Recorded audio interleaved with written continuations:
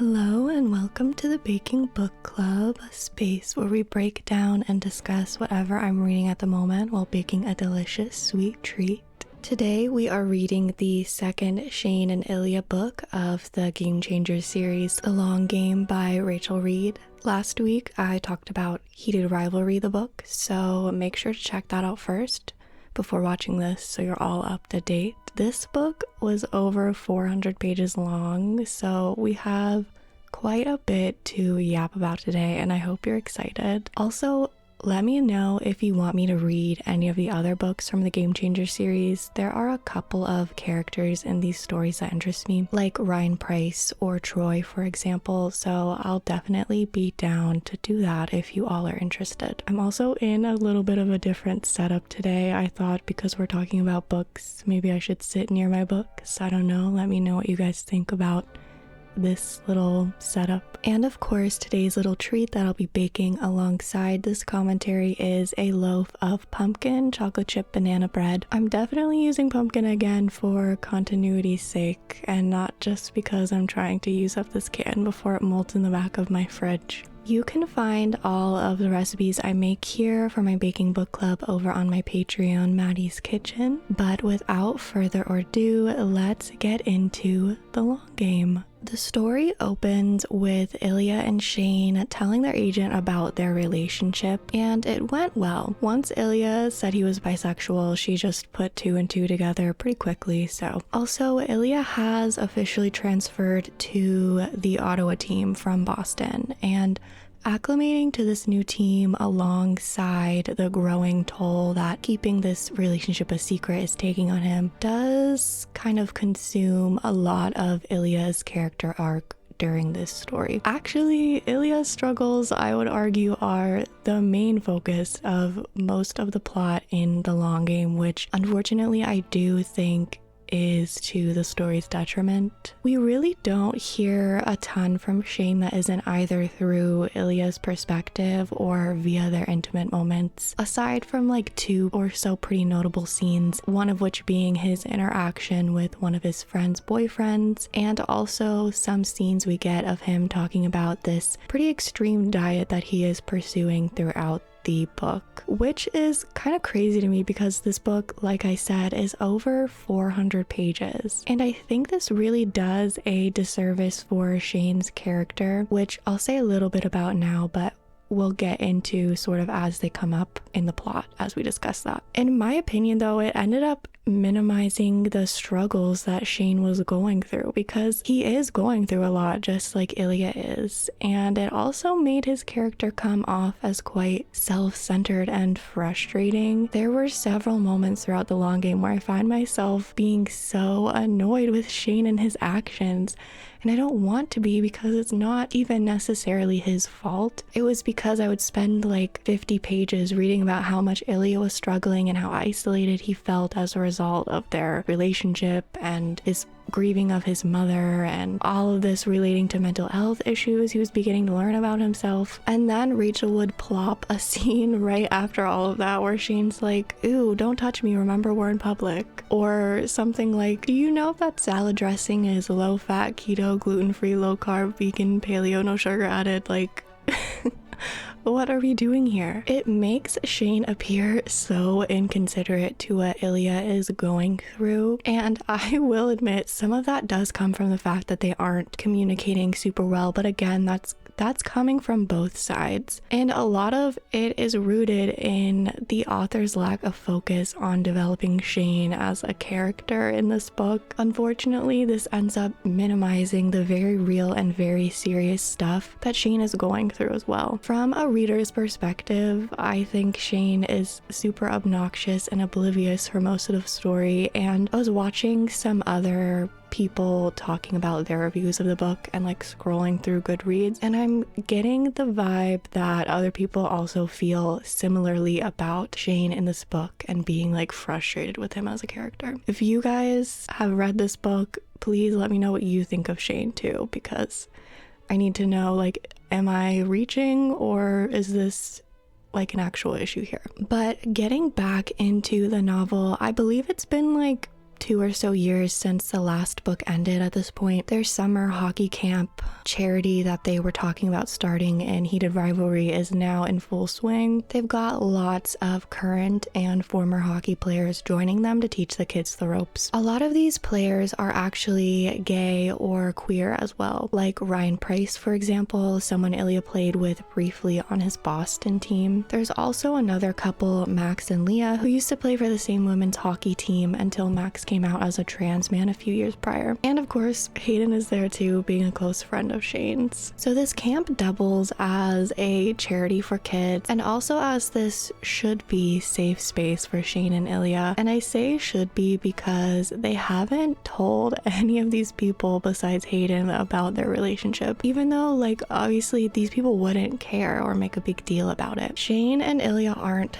super duper close with Ryan or Max or Leah. They're more like acquaintances or co-workers at this point, and I think Shane especially doesn't feel comfortable sharing that part of himself with them for that reason. But it's not like anyone would say anything. I mean, there's that mutual level of respect for not outing someone before they're ready to do it themselves. I think that they would all understand, having had similar experiences themselves. There is a point in the camp where Shane takes a break to go over to talk to a reporter about the success of the camp, and Ilya gets kind of jealous. He ends up hitting a hockey puck their way and it hits the glass behind Shane and startles him and the kids. He says after that incident, quote, he was terrified that one day Shane would realize he could be with someone who wasn't a dark secret, that it could be easy to love someone. So right off the bat here, we can see that Ilya is really struggling with accepting the permanence of being with Shane and his family, having Shane just love him because of his past history with his own family, his father especially in Russia. He's having a hard time believing it's really his and that this is something that really can last. Aside from that, a lot of this jealousy, I think, also comes from keeping the secret for so long. I mean, this reporter is in front of a camera with Shane, touching his shoulder. They're bantering back and forth. Even though it is professional, it's very much this public display of affection that I think Ilya gets really frustrated about internally because he's unable to do that with Shane. And so that's really hard for him to witness Shane do that with other people, men specifically, even if it's not in a romantic context. Ilya does eventually convince Shane to go out with Ryan and his boyfriend Fabian. He caught Shane and Ilya kissing once or twice, like in one of the locker rooms in the camp, because they are like so dedicated to keeping this secret and yet they can't keep their hands off of each other. It's kind of funny. But so Ryan knows about them now, and even though they hadn't had like an explicit conversation about it, he has never like spilled the beans about it, so they know that they can trust him. So this is actually the first time that Shane and Ilya are going out with another gay couple, and they are, I would say, equal parts excited and nervous about it. Shane's encounters with Fabian reveal a lot about where he is right now in terms of just feeling confident and secure within himself and his sexuality. The book says, quote, Shane couldn't help the knee-jerk reaction of uneasiness around Fabian's presence. Ryan's boyfriend presents visually as very queer. He has painted nails, he wears makeup, even his clothing choices and his speaking cadence all sort of, I guess you could say, stereotypically point to like him being a gay man, which does kind of make Shane uncomfortable, but at the same time allured by it all. When I first read this, I did think that The Long Game was gonna be the book where Shane was going to work through some of this internalized homophobia and also this fear of being seen and ashamed around being authentically himself, whereas Ilya is working through his insecurities and his jealousy in their relationship as a result of his past family dynamics and the way that he treated relationships in the past as something more transient than permanent. Ilya definitely does work on that. We definitely see a clear character progression for Ilya throughout the book, and Shane, like, in a way kind of works through some of this internalization in a sense. I do think near the end it gets a little bit sort of rushed and wrapped up really quickly, whereas Ilya had a little more time to actually like have a clear resolution. But I guess I just thought we were going to go down this more explicitly exploratory path with Shane in this book, and it never really happened in my opinion. After page 60, Fabian is never even really mentioned again, nor are his impacts on Shane seen that much in my opinion. And then once I realized this, I was like, oh, so we're gonna do Shane dirty in this book then. Okay, I see how it is, Rachel.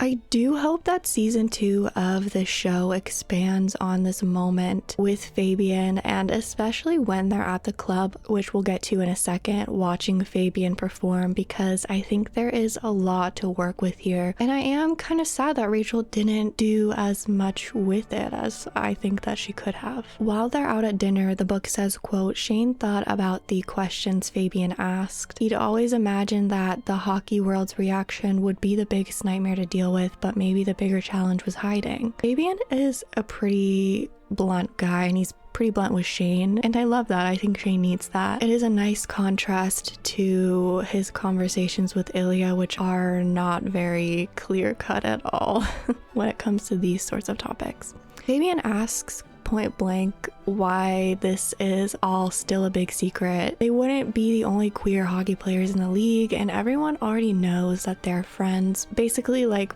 what's the big deal? And Shane doesn't really have an answer for that, so it gives him a little bit to think about. Also, just as a small aside, every time Rachel describes Ryan Price, she has to make some kind of comment that makes me think he is the size and stature of like an entire room. Like, here are some examples. Ryan Price was sitting beside a much smaller man. Ryan crumpled his empty lunch bag in one giant hand. Ryan said he always watched in the back because of his size. Like, please leave this man alone. I think we get it. He is a taller guy. You don't have to remind me of that every time he's on the page. It is kind of funny though. I'm pretty sure one of the other Game Changers books is about him and Fabian, so I'm sure we get like more characterization there, but in these Shane and Ilya books, I feel like his only personality trait is being really tall. So Fabian is actually a musician, and he invites Shane and Ilya to one of his shows at a club. This, like, the more I thought about this, just conceptually, the more I got confused, because, okay, a musician at a club, like, at surface value, that doesn't sound very odd. But Fabian he's a violinist, and I'm just not sure, like, who is going to the club to jam out to, like, a violin solo? I don't know. And the way that she describes his set, too, is very confusing, because he's playing the violin, but he's also like doing stuff on machines, and I'm just interested to see how that will translate into the show, because Shane and Ilya seem very entranced by it all, and maybe it's just me, like maybe I'm just not getting it. But Ilya says it must feel powerful knowing everyone in the room wants your boyfriend. So there is a contrast here between Shane and Ilya's super secret relationship and Ryan and Fabian's very public relationship. I mean, Fabian's literally on the stage right now, the place where you go to be seen. Shane describes watching Fabian perform as captivating. He says you can't look away. Both guys are feeling drawn to Fabian and his unapologetic, authentic nature, but they react very differently at that moment. Ilya feels emboldened, feeding off of that empowered energy. He reaches for Shane's hand, but even standing in the far back of this dimly lit nightclub, Shane rejects this offer. He pulls away from Ilya. And Ilya sees Fabian and wants to take action. He can be this too, just with a simple touch. But Shane is still separating himself from Fabian. He's more like, wow, I wish I could be something similar to this, but I can't right now. It's not possible. They are both at some level tired of being hidden and longing to just have everything between them out in the open. Keeping their relationship hidden is becoming more of a weight to carry versus the safe, comfortable space that it was once sort of advertised as. But Shane is still clinging on tighter, almost like he's trying to prove himself of something through this consistent denial of what he actually desires. Later on in the story, he calls this discipline, but I would have to disagree with you there, buddy.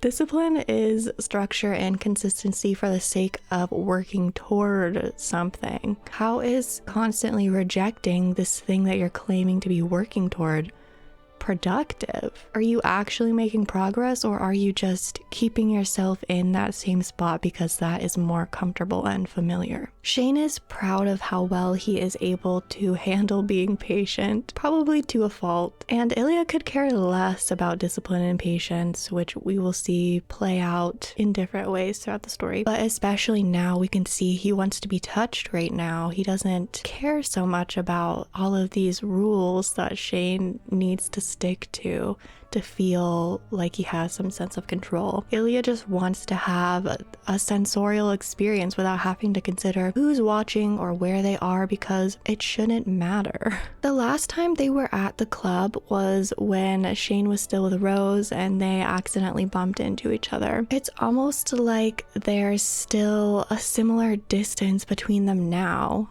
They're still apart even though they're together because of this secret. So all of this tension builds into their first intimate scene of this book. I'm not going to get into details, but if you want the details, go read the book because there are plenty of details. But this interaction does start with a quote from Shane's perspective saying he really wouldn't like to be watched, but as a purely imaginary scenario, it did something to him. "Would you show me off?" Shane asked quietly. "I would never stop showing you off," Ilya said, "if I could." So they're sort of starting to create this fantasy around like canoodling in public, you could say. For the most part, the ones that are include center around this idea that's being hinted at here of playing with exposure and being seen as Shane's like raunchy and hidden desire. I'm thinking specifically of this one, the time that they're in front of a mirror in Ilya's home gym, and when they're in Shane's trophy room. Those are like the three notable ones, I would say. Similar to the first book, it's not that Shane doesn't want the relief of being out and being able to go places with Ilya and not worrying every millisecond. He is still just ultimately clinging on to this delusion that he can have control over everything. And if he does have control over everything, he can orchestrate this perfect outcome, which unfortunately for Shane, that's just not true, as we will see later on. So summer is over now, and Shane and Ilya have to part ways to play for their respective teams. It's hard enough being long distance for most of the year, but being long distance and a secret makes it even worse. Ilya's new team in Ottawa definitely isn't as good as his team in Boston was. They lose a lot. He also doesn't seem to be that close to his teammates anymore, even as the captain of Ottawa. Still, he doesn't regret this choice to move because he is closer to Shane and Shane's family. They could build a life here someday, but at the same time, Ilya is feeling unfulfilled in the present in a way that hockey can't bandage over anymore since his new team kind of sucks. He can't rely on that like rush of winning and dominating anymore. Also around this time, Ilya starts to have some reoccurring nightmares about his mother. That and his growing feelings of unfulfillment have him worried that he might one day succumb to a similar fate that his mother did. He is concerned he might be more than simply a little sad right now, but he's not quite sure what to do about it at this point. Meanwhile, Shane is going shopping with Rose, and they have a conversation where basically Rose brings up that indefinitely hiding his relationship with Ilya might not be the most realistic choice. And the longer they hide, that just gives more people the opportunity to accidentally find out about them. So Shane should think of an emergency backup plan just in case something goes wrong with the original plan, Shane's original plan. Ilya seems to be letting Shane take the lead here in terms of plans. Shane kind of hears Rose out and he's like, yeah, that's a good suggestion, but then he never ends up doing anything about it because he can't. If he discusses a backup plan with Ilya, that is admitting that his first plan isn't 100% foolproof, which would be very stressful for Shane. Speaking of stress, he and Rose go out to lunch as well, which proves to be a struggle because of this strict diet that Shane has been implementing recently, basically since the start of the book. It came up well out with Ryan and Fabian too, as well as whenever Shane and Ilya are eating together. He claims that it is to keep him in the best shape possible so he performs well on the ice, but it is definitely way more than that. When it's being contrasted with Ilya's more like indulgent meals, let's say when he eats chicken parmesan with Shane's parents, or ice cream or bagels with Nutella as some examples, Shane's obsession with controlling his diet parallels the way he is treating his secret relationship with Ilya. Both are unnecessarily restrictive, stopping him from giving himself what he actually wants and preventing him from fully connecting with others, as we so often do when we gather around to share a meal. However, Shane's extreme diet is not explored nearly as much in my opinion as Ilya's coming to terms with his depression. And to make matters worse, when his diet is brought up, it seems to be there for the purposes of being the butt of the joke for the other characters in that scene. For example, when they're at the restaurant with Ryan and Fabian, quote, "I'll have the salmon with no sauce, and could I get the vegetables with no butter?" He's very fun to go to restaurants with, Ilya teased. Everyone laughed except Shane, who irritably bumped his knee against Ilya's. Or in moments where Ilya and Shane are just texting back and forth, quote, "Did you eat breakfast? I might go to McDonald's for a McGriddle. You shouldn't be eating that. Should I be eating hay for breakfast like you?" Or when Rose and Shane are at lunch together, "Is it worth it? Does the clean eating make you feel better?" I keep saying it does, but it might be the discipline that makes me feel better, not the food. Rose's mouth dropped in exaggerated shock. Wow, this just turned into therapy. Sorry, ignore me. No way. Tell me all about how much you like discipline, which is Rose's way of joking around that his strict diet is purely the result of some intimate desires. Shane's eating habits are not taken seriously at all by the other characters. I wouldn't go as far as to say that he has a full-blown like ED, but he definitely shows signs of some disordered eating habits. At the beginning of the book, it includes a warning for mentions of serious depression, which is what Ilya is grappling with throughout, and I'm honestly surprised it didn't include anything about how Shane eats as well. His conversation with Rose in particular frustrates me because he is trying to be honest with her about the root of his restrictive diet, and she just sweeps it under the rug with a sarcastic comment about how he needs therapy, and then Shane apologizes for even bringing it up in the first place. Like, that is so awful. And Shane does really need therapy. Ilya does too. And later on, Ilya does get a therapist to work through his familial trauma and feelings of depression, but Shane doesn't. Rachel never has him go to therapy or get any kind of outside help. Do you know what she does instead? A spoiler for later on in the book, but after Shane and Ilya's relationship is accidentally outed, he just decides, you know what, screw it, and starts eating chicken parmesan and burgers and chocolate and all that stuff again. And that's what I meant when I said earlier that like Shane gets this like swift resolution that isn't really a resolution because it's just treating his eating habits very flippantly. To me, this does Shane's character a disservice by simplifying and squashing down his arc when there were so many things you could have explored and given a voice to here. Like, why does Ilya get to have big moments and progression related to his mental health, but Shane's mental health struggles are treated so carelessly, like they're unimportant to the story or unimportant to Shane's life? And some people could argue that Shane's diet is largely a result of food sensitivities from his autism, and I could definitely see that being a part of it. I've never been diagnosed with autism, so I don't feel like it's my place necessarily to speak on that too much, but I will say that multiple things can coexist. You can be autistic and you can also struggle with disordered eating at the same time. And also, Shane never talks about avoiding certain foods because of their texture or whatever. He's not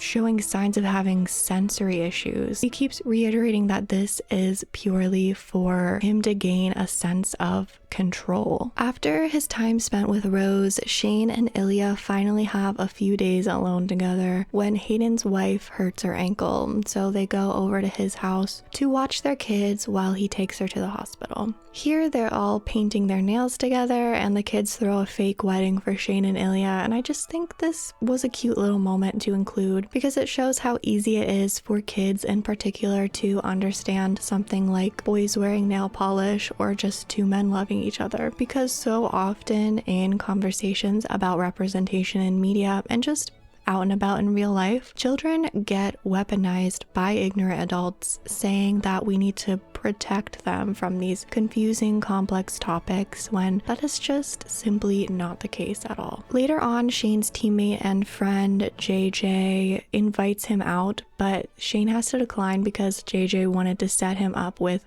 another guy, and Shane didn't know how to get around that without telling him about Ilya. This is yet another way that this secret is isolating Shane and stopping him from living a full life. I'm not exactly sure why he doesn't feel as comfortable telling JJ as he did with Hayden, considering that they're all friends and all on the same team. Maybe it's because JJ is more sociable and he's worried that he might slip up. Maybe it's because JJ takes the rivalry aspect of hockey a little more seriously than Hayden does, but this does come up again later, so that's why I'm mentioning it now. Ilya decides around this time to throw a Halloween party for his hockey teammates to try and bond more with them and also to prove to himself that he still knows how to have a little fun. Only when everyone arrives does Ilya realize that he is like the only person who isn't coupled up in some kind of way. He feels very silly and alone, saying he already met the love of his life and he was head over heels and he couldn't tell anyone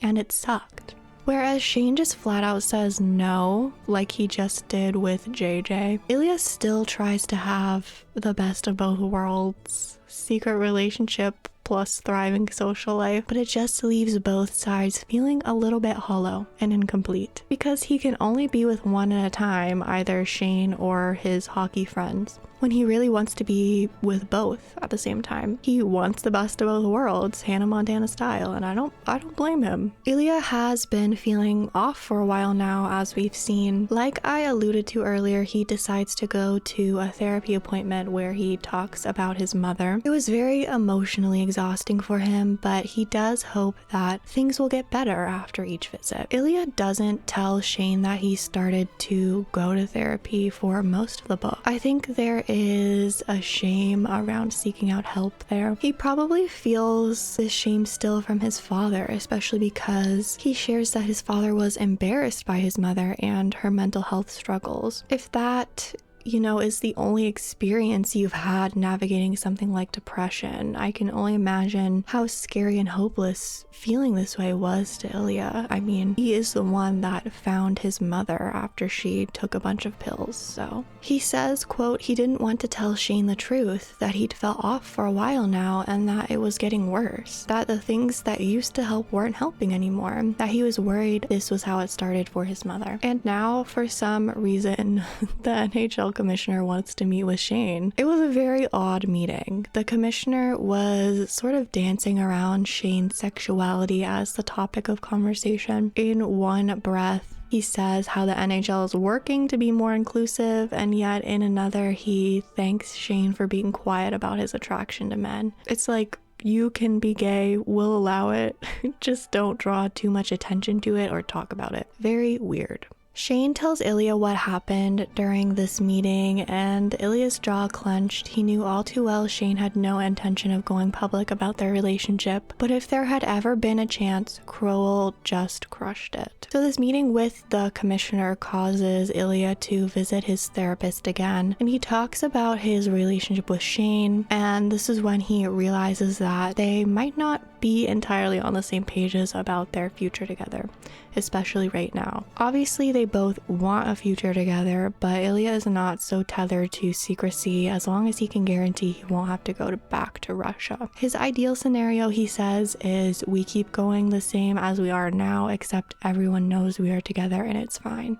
no big deal. Ilya is far more casual about them coming out, honestly, because I think at this stage in their careers and their lives, he can afford to be so more than Shane. And I wish that was highlighted more in the book, how much of himself Shane has given, not just to hockey, but to his Montreal team specifically, the only team he's ever played for in the NHL, and he's been playing for them for over a decade. Ilya doesn't have that additional pressure because he's just switched to Ottawa and they're not doing super well, so no one's really looking to that team the way that they're looking for Montreal to show up. He doesn't have anything to prove or to uphold now anymore, and Ilya does struggle with that for a while, but eventually he comes to see this as something freeing, making his relationship with hockey much healthier than it has been in the past. Shane is not there yet. He's not at that place. After more sessions with his therapist, Ilya realizes that he's made a lot of sacrifices for his relationship, maybe more than Shane has.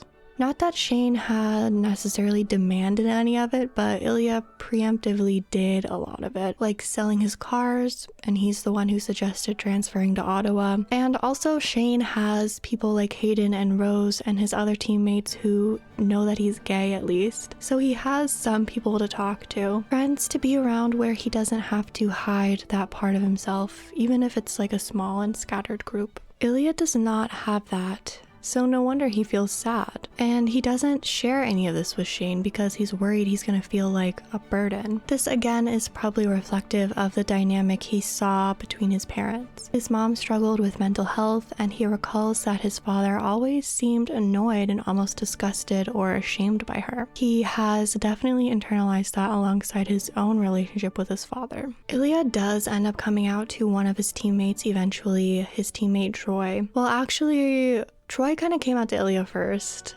and then Ilya tells Shane about this and how nice it was to finally share that with someone and to have that moment, but Shane kind of misreads this confession and starts freaking out about if Ilya told Troy about their relationship. Ilya didn't, by the way, it was just about his bisexuality. So Ilya snaps back and says, "Oh, so only you can tell your friends about us? That's how it works, right?" So there's a mixture of resentment and hurt there since Ilya tried to open up and Shane was so focused on maintaining their secret rather than how Ilya was feeling about it all. Ilya definitely is hurt and rejected by this conversation because it was important for him and it was a big step for him to share that, both with Troy and with Shane. They are both so consumed by what they are going through as individuals respectively that they don't even see what the other is going through, and that's what a lot of this conflict is. They make up by the end of the chapter though, for the most part. There is some lingering tension still beneath the surface, and at Christmas time, that's when the tension rears its head. Ilya tries to convince Shane to come with him to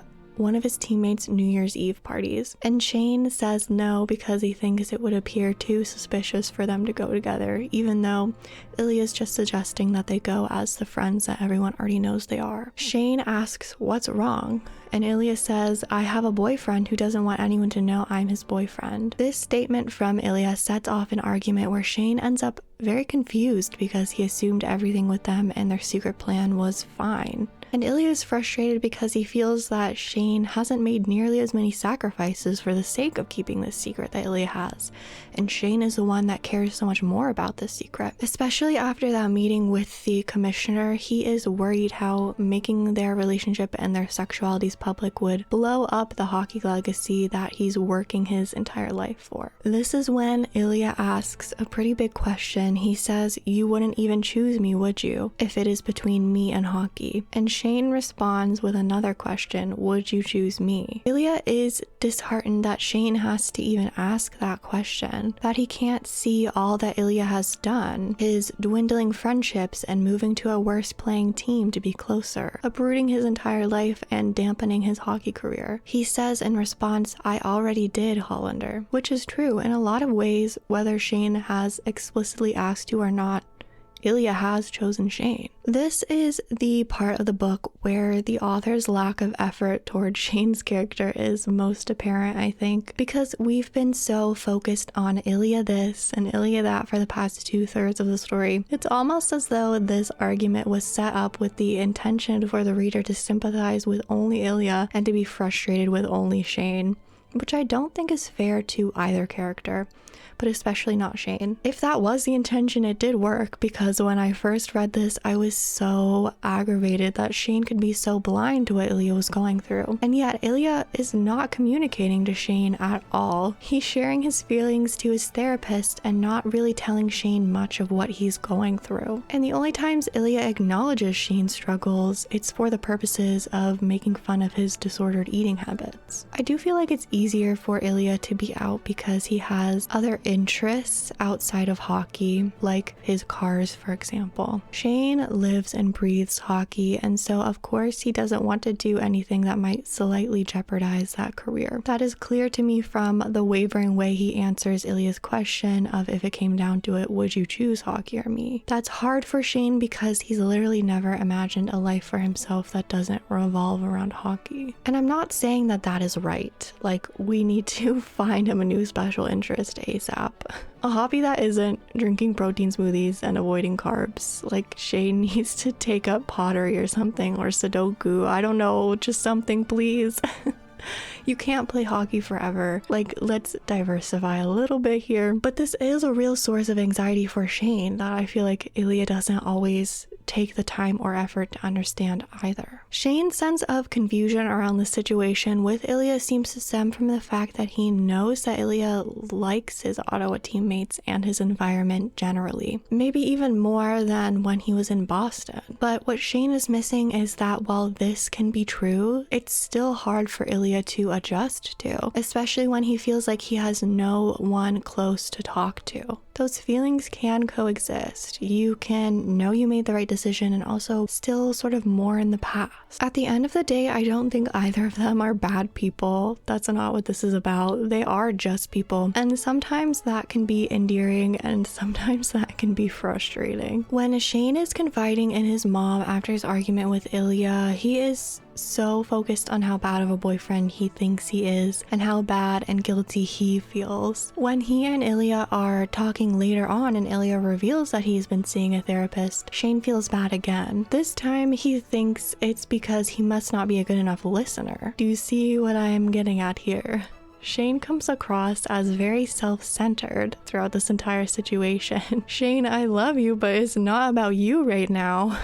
It's almost like in order to understand how someone else feels, he has to process it through his own thoughts first. And I'm not sure if this is another autistic trait or not. You'll have to let me know. Ilya and him eventually do talk and reconcile seriously. Ilya tells him that he is going to therapy and talking about his past and their relationship. They still love each other deeply. They're just going through a patch when life is hard, and that inevitably seeps into their relationship. And now, after this emotional release, Ilya and his Ottawa team have finally won their first game of the season. On his flight to the next game, Ilya's plane has some engine troubles and almost crashes. They have to make an emergency landing. Thankfully, everyone is okay, but this does shake up both Ilya and Shane and really put things into perspective for them in terms of their secret relationship and how much they have been arguing lately. JJ notices that Shane was unusually upset about the plane's emergency landing. He confronts Shane about it, and Shane considers telling him the truth yet again, but then JJ reveals that he thinks that Shane's upset because he has this unrequited crush on Ilya. So Shane digs himself into a deeper hole by going along with JJ's narrative instead of just telling him the truth. And somehow Shane can't admit the truth to JJ even though he's given the opportunity to twice. But he can go out and buy a ring and propose to Ilya. Like, I am happy for them, okay? Don't get me wrong. I'm happy for them, it's cute, but I don't know if they're ready for that step yet. Maybe that's an unpopular opinion. It felt like a very reactionary moment to Ilya's plane turbulence, and not like out of a place where like this is genuinely the next step that I feel we should be taking right now that we're ready for. But who knows, maybe I'm wrong, because after the proposal they agree that they're gonna come out and go public with their relationship and also get married all over the upcoming summer. That is a lot of big things happening all at once, but as long as it goes according to plan, it should be fine, right? Ilya's team seems to be on a winning streak now. They're working really well together and they're bonding more, which is good for him. He is cultivating this sense of community and belonging outside of Shane's circle. A couple months later, they're all sat at another All-Stars competition, and Shane and Ilya have a conversation with the commissioner about Ilya's teammate and his new friend Troy, and how Troy was reprimanded for talking about some social causes over his social media. I feel like the Commissioner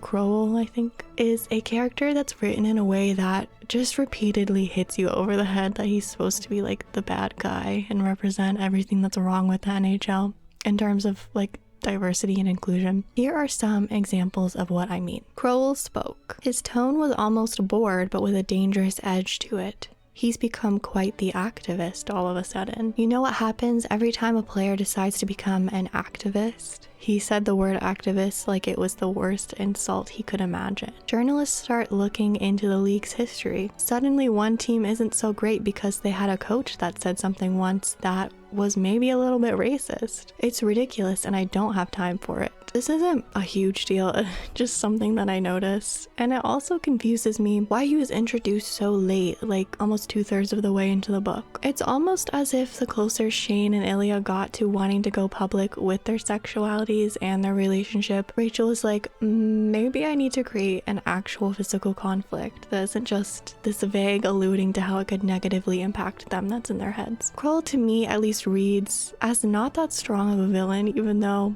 I think we are supposed to perceive him in that way.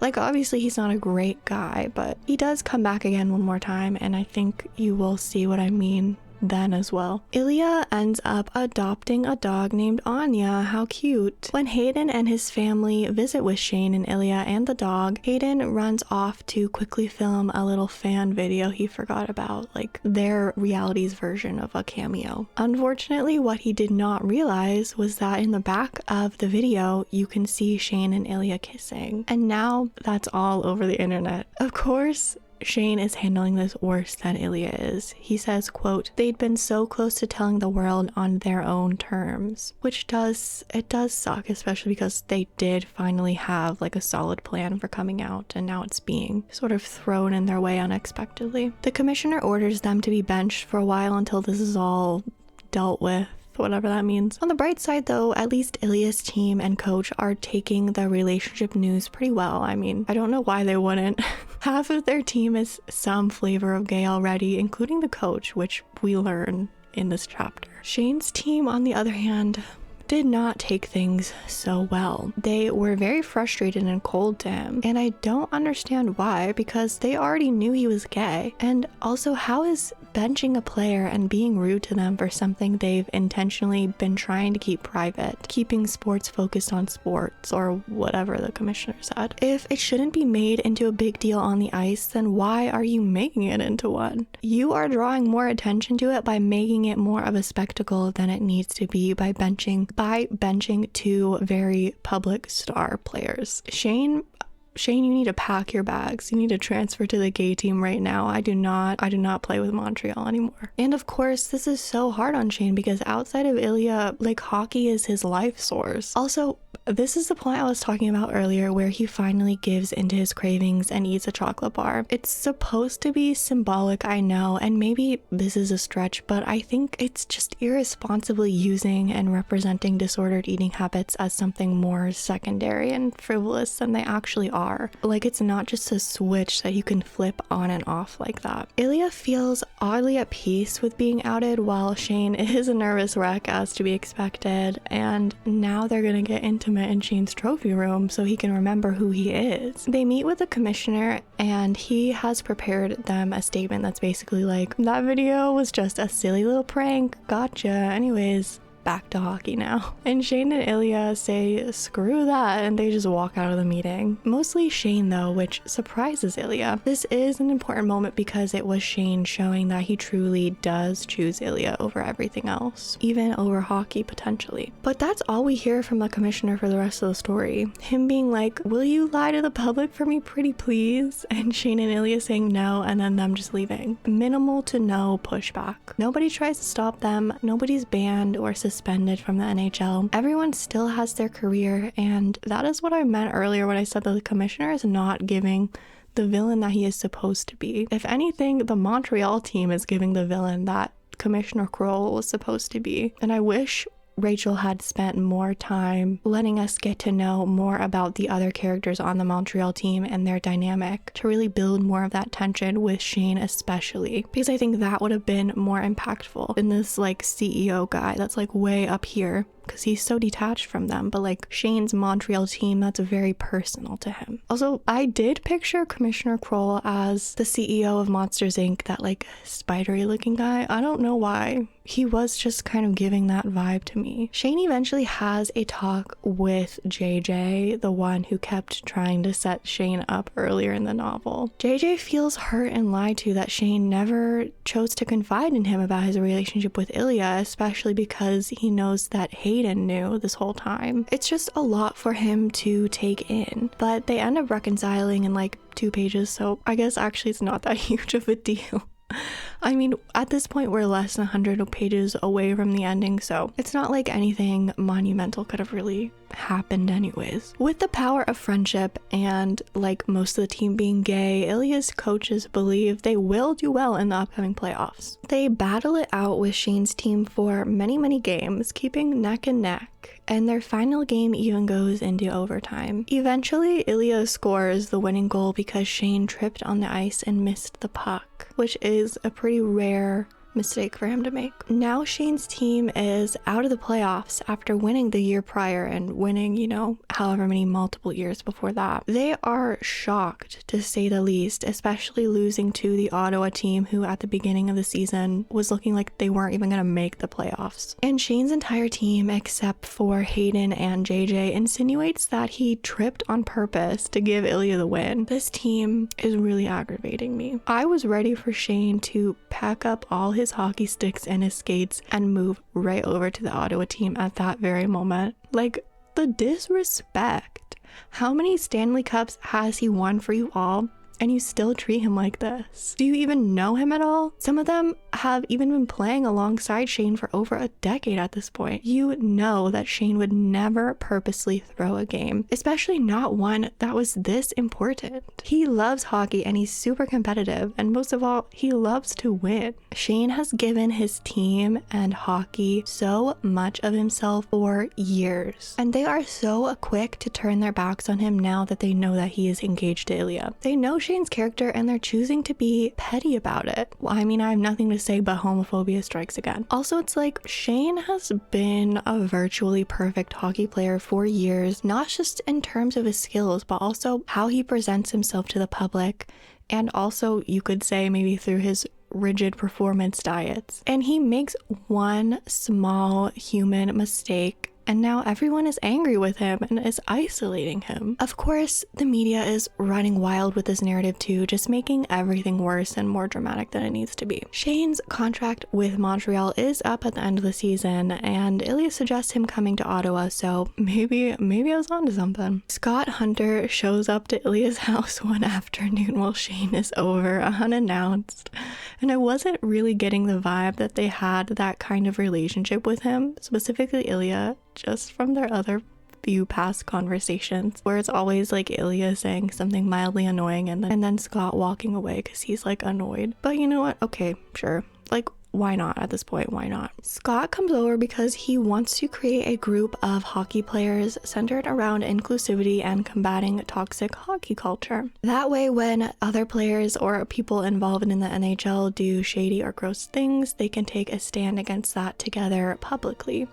So very cute and wholesome. Unfortunately, Ilya's team did get kicked out of the finals, so they didn't end up bringing home the cup, but their team had come a long way since the beginning of the season, and Ilya was proud of that, as he should be. But he's also frustrated with himself. His team has done remarkably well. He has a new pet, he's out and engaged with Shane, and yet Ilya still feels kind of sad, like his mother. Therapy isn't helping, and all of those other things too aren't really helping the way he thought they were going to be helping. So he feels bad because there's nothing that's quote unquote fixing him. He finally tells Shane about how he's been feeling. He also might try to start antidepressants, even though pills make him a little bit nervous because of his mother. So Shane did get signed onto the Ottawa team, and the book ends on their wedding day. Ilya has a cute little moment with Shane's dad before the ceremony that I think is just so meaningful for him, considering his father is no longer there and because they had such an estranged relationship anyways.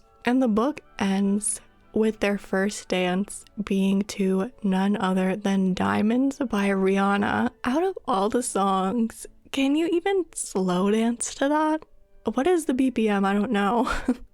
I really hope that the show doesn't have the budget for the rights to that, because it's certainly a choice, but yeah, that's where the book ends. I hope you all enjoyed my recap and my thoughts about The Long Game by Rachel Reid. Would I say it's better than Heated Rivalry? I don't know. I think it had the potential to be better. And overall, I did still have a good time reading it. It's not like I hated the book or anything. Obviously, I finished it and we're talking about it. There were lots of fun and interesting moments, but I just feel like the issues that I had with the way Shane's character was treated in the first book also carried over and almost expanded in some ways in the second book, and so that was kind of frustrating to witness. But I don't know, you guys let me know your thoughts on this book, on the show, on the Game Changers book series in general. Again, let me know if you guys want me to pick up any of the other books about the other characters from that series. I gladly will do that. I actually don't have any clue what book I'm going to be reading next for our next baking book club. I was thinking about maybe starting the Twilight series because I've never read Twilight before. I have seen the movies, but I've never read the book. So if you're interested in that, also let me know. But that's the only kind of idea I have.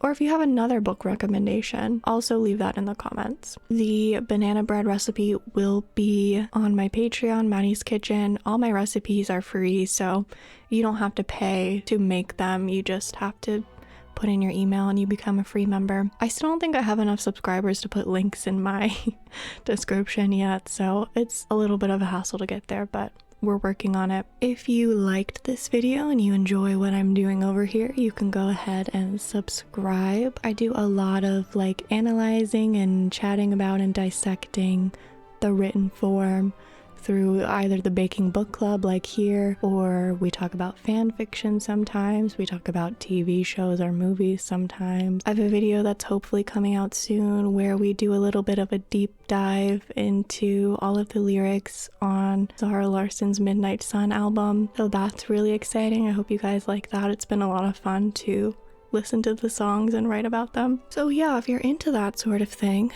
stick around. I'll be here hopefully. That was kind of cryptic. I didn't mean that.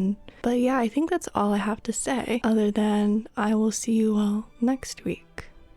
Goodbye.